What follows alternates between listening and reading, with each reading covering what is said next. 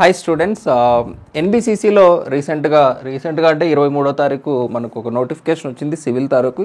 ఇందులో with experience ఉన్నటువంటి వాళ్ళకు ఒక మంచి పోస్ట్ ఉంది, ఎక్స్పీరియన్స్ లేనటువంటి వాళ్ళకు కూడా ఒక మంచి పోస్టే ఉంది.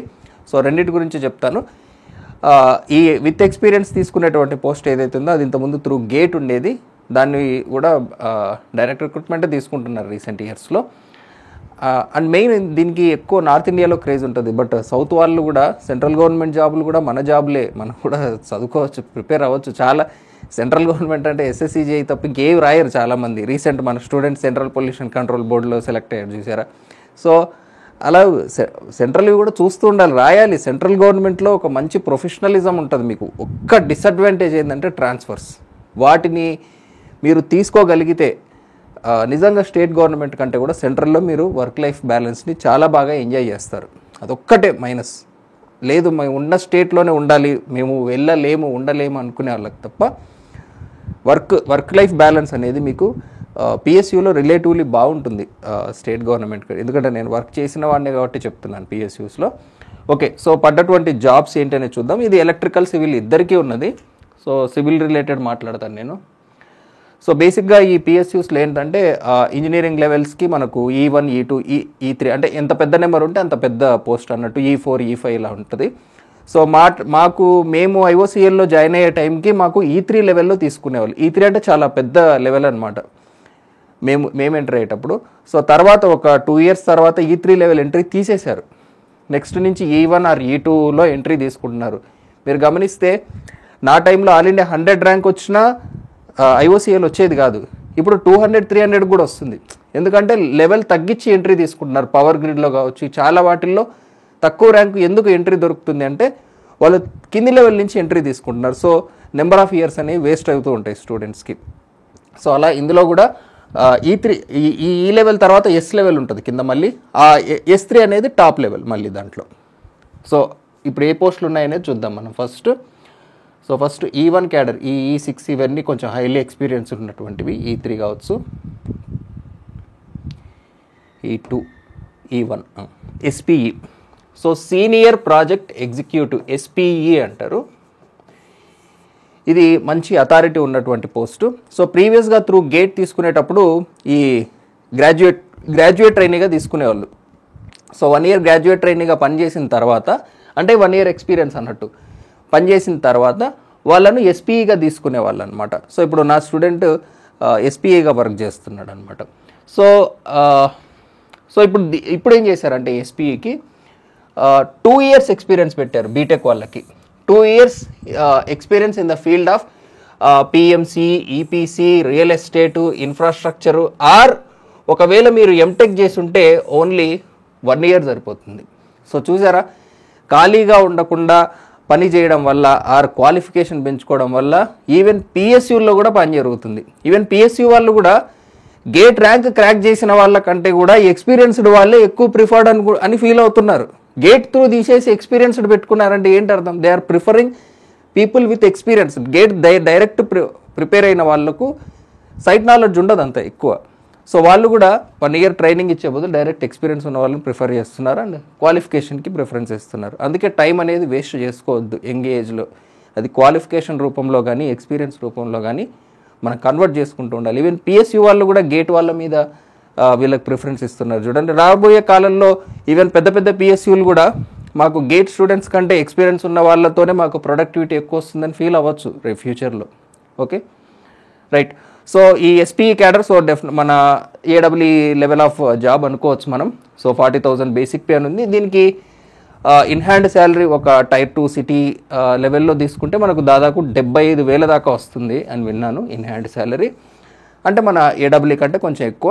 So depending on the place of posting around 70,000 కూడా రావచ్చు. ఇది 40,000 అనేది బేసిక్ పే. అంటే సెంట్రల్ బేసిక్ కాబట్టి వాళ్ళకు DA ఇవి రిలేటెడ్ ఎక్కువగా ఉంటాయి, అలవెన్సెస్ అన్నీ కలుపుకొని. సో 70,000 ప్లస్ అయితే మీకు ఈజీగా వస్తుంది. Depends on place of city posting అయితే 80,000 కూడా రావచ్చేమో. ఓకే, సో డెఫినెట్లీ చాలా చాలా మంచి పోస్టులు అండి. టోటల్ నెంబర్ ఆఫ్ పోస్టులు ఎన్ని ఉన్నాయంటే మనకు 20 పోస్టులు ఉన్నాయి. సో ఎవరైనా స్టూడెంట్స్ ఎలిజిబిలిటీ ఉంటే మాత్రం, పర్టికులర్లీ ఆంధ్రప్రదేశ్ స్టూడెంట్స్ ఖచ్చితంగా ట్రై చేయండి. మీరు ట్రై చేసే SSC JEE జాబ్ కంటే కూడా చాలా చాలా మంచి కంపెనీ ఎన్బిసిసిలో ప్యూర్లీ కోరిలేటెడ్ జాబ్ కాబట్టి మీరు వర్క్ని, వర్క్ లైఫ్ బ్యాలెన్స్ని, కొద్దిగా అథారిటీని, ఎస్పీ లెవెల్ వచ్చిన తర్వాత ఇంకా నెక్స్ట్ ప్రమోషన్ నుంచి అయితే మీకు జోనల్ వైజ్ అథారిటీ కూడా ఉంటుంది. చాలా మంచి జాబ్. ఓకేనా. ఒక్కటి ప్రాబ్లం ఏంటంటే ప్లేస్ ఆఫ్ పోస్టింగ్. ఆ ప్రాజెక్ట్ అయిపోతానే మళ్ళీ ఇంకో ప్రాజెక్ట్కి షిఫ్ట్ అవ్వాల్సి వస్తుంది. ఎవ్రీ 3 ఇయర్స్కి ట్రాన్స్ఫర్స్ అనేవి ఉంటాయి. అదొక్కటే మైనస్ అంతే. ఎస్పీ ఎలక్ట్రికల్ ఒక 10 పోస్టులు ఉన్నాయి. సో ఎవరైనా ఎలక్ట్రికల్ వాళ్ళు ఉంటే ట్రై చేయొచ్చు. ఇది full time degree in civil. దీనికి డిప్లొమా అనేది ఉండదండి. విత్ 60%. సో మార్క్స్ పిఎస్యూస్లో పర్సంటేజ్ చూస్తారండి. మామూలుగా గవర్నమెంట్లో అయితే పర్సంటేజ్ చూడరు, కానీ పిఎస్యూలో 60, 65 కూడా ఉంటుంది. నేను ఐఓసీఎల్ అయితే 65 ఉండాలి నాకు తెలిసినంత వరకు అయితే. ఏజ్ లిమిట్ కూడా ఉంటుంది. 30 ఇయర్స్ ఉంది ఏజ్ లిమిట్. ఇంకొక సివిల్ పోస్ట్ ఉంది మనకు, ఎక్స్పీరియన్స్ లేనటువంటి వాళ్ళది. ఏదది S3 పోస్ట్ కింద పోయినట్టుంది. సో ఇది S3 level. So S3 level అంటే S3 లెవెల్ వాళ్ళు ఒక 1 ఇయర్ బీటెక్ ఉండి, S3 వాళ్ళు 1 ఇయర్ బీటెక్ ఉందనుకోండి, వాళ్ళు త్రూ ప్రమోషన్ ద్వారా మళ్ళీ మేనేజ్మెంట్ ట్రైనీ లెవెల్ దాకా వెళ్ళిపోతారు అనమాట. అంటే ఎస్పీఏ కింద లెవెల్. అక్కడి నుంచి ఒక 2 సంవత్సరాలు, అంటే ఒక 3 సంవత్సరాల టైం అనుకోండి. సో మీరు అక్కడ ఏదైతే ఒక 2 ఇయర్స్ ఎక్స్పీరియన్స్ ఉందో, ఆ ఎక్స్పీరియన్స్ మీరు ఇక్కడ పనిచేశారు అనుకోండి ఒక 3 ఇయర్స్, మీరు మళ్ళీ ఎస్పీఈ లెవెల్కి వెళ్ళిపోతారు విత్ బీటెక్ డిగ్రీ ఉంటే. డిప్లొమా కాదు, డిప్లొమా వాళ్ళకి ఐ థింక్ 3 ఇయర్స్ పడుతుంది అనుకుంటాను నెక్స్ట్ లెవెల్ వెళ్ళడానికి.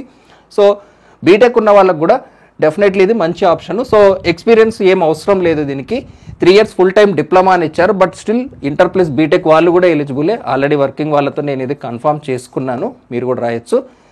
నెంబర్ ఆఫ్ పోస్టులు 30 ఉన్నాయి. సో డెఫినెట్లీ కన్సిడరబుల్ నెంబరే, మరీ తక్కువ నెంబర్ అని కూడా అనలేము. Okay. So unreserved, EWS, OBC, SC, ST, including ex service men, physically handicapped. Okay. So ఇవండి. తర్వాత ఎలక్ట్రికల్ వాళ్ళకు కూడా 10 పోస్టులు ఉన్నాయి. సో ఎలక్ట్రికల్ వాళ్ళు ఎవరైనా ఉంటే మీరు కూడా ట్రై చేయొచ్చు.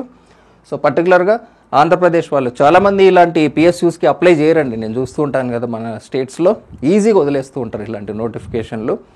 సో మంచి వర్క్ ప్రొఫైల్ ఉన్న జాబ్స్ రిలేటివ్లీ చాలా తక్కువ ఉంటాయండి. మనకు ట్రాన్స్ఫర్ రిలేటెడ్ ప్రాబ్లం లేదు, ఒక మంచి వర్క్ లైఫ్ బ్యాలెన్స్ కావాలి అనుకున్నటువంటి వాళ్ళు డెఫినెట్గా ట్రై చేయాల్సినటువంటి జాబు. అండ్ దీనికి వచ్చేసి నాకు తెలిసి ఎగ్జామ్ ప్యాటర్న్లో ఐ థింక్ ఇంటర్వ్యూ కూడా ఉంది. దీనికి లేదు, E1 పోస్ట్కి అయితే ఉంది. ఎస్పీఈ పోస్ట్కి అప్లికేషన్ ఫీజు 1000 రూపాయలు ఉంది. ఓకే, అన్నిటికీ 1000 రూపాయలే. సో E1 క్యాడర్ పోస్ట్ కాబట్టి మనం రాసేది. దీనికి CBT test and personal interview 2 ఉన్నాయి. అండ్ S3 రిలేటెడ్ పోస్ట్ చూస్తే ఓన్లీ మనకు సిబిటి టెస్ట్ ద్వారా, అంటే ఓన్లీ ఎగ్జామ్ ద్వారా మీకు ఫైనల్ అయిపోతుంది exam. Okay. So MTech plus experience ఉన్నటువంటి వాళ్ళు కావచ్చు, లేదా 2 సంవత్సరాల ఎక్స్పీరియన్స్ ఉన్నటువంటి వాళ్ళు మాత్రం ఖచ్చితంగా ఎస్పీఈ పోస్ట్కి ట్రై చేయండి.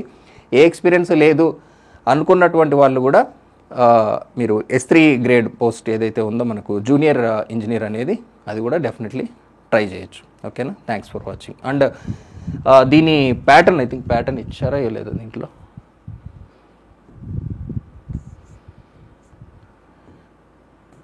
నాకు గుర్తుండి ఇది 90+30 అనుకుంటా అండి. టెక్నికల్ 90 మార్కులు, non technical 30, general studies, mental ability అన్నీ కలిపి. సో టోటల్ 120కి అనుకుంటాను ఈ ఎగ్జామ్, సిబిటి ఎగ్జామ్ ఉండేది. అండ్ సిలబస్ వైజ్ చూసినా ఆల్మోస్ట్ మీరు ఏడబ్ల్యూ సిలబస్ ప్రిపేర్ అయితే మొత్తం అంతా కవర్ అయిపోతుంది. సపరేట్గా పెద్ద ప్రిపేర్ అయ్యేది కూడా ఏముండదు, మీరు ఈజీగానే క్రాక్ చేయొచ్చు. ఓన్లీ థింగ్ ఈజ్ మీరు ఈ నోటిఫికేషన్ని సీరియస్గా తీసుకుంటే సరిపోతుంది, అంతేనా. ఓకేనా. Thanks for watching.